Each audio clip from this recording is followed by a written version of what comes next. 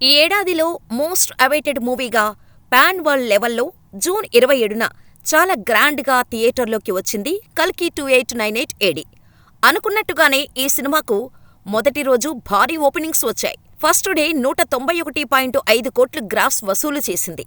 రెండో రోజు 107 కోట్ల గ్రాస్ అందుకుని మరో సెన్సేషన్ క్రియేట్ చేసింది. ఇక 3-4 రోజులు వీకెండ్ అవటంతో దుమ్ము దులిపేయనుంది కల్కి.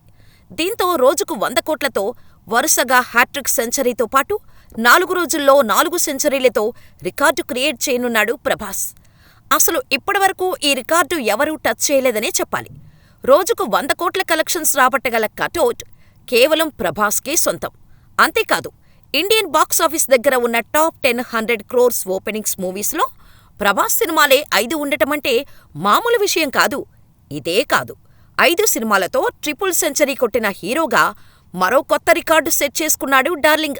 ఇప్పటికే బాహుబలి 1, బాహుబలి 2, సాహో, ఆదిపురుష్, సలార్ సినిమాలు 300 కోట్ల క్లబ్బులో ఉన్నాయి. బాహుబలి తర్వాత ప్రభాస్ చేసిన సినిమాల్లో రాధేశ్యామ్ మాత్రమే 200 కోట్ల దగ్గర ఆగిపోయింది. ఇక ఇప్పుడు 2 రోజుల్లోనే కల్కి దాదాపుగా 300 కోట్ల లిస్టులో చేరిపోయింది. ఇప్పటివరకు ఏ హీరోకీ కూడా ఇన్ని సినిమాలతో 300 కోట్లు రాబట్టిన ఘనత లేదు.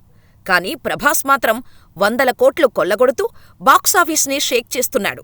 ఖచ్చితంగా కల్కితో కనీ విని రికార్డులను క్రియేట్ చేయబోతున్నాడు డార్లింగ్. ఏదేమైనా ప్రభాస్ అంటే అంతే మరి.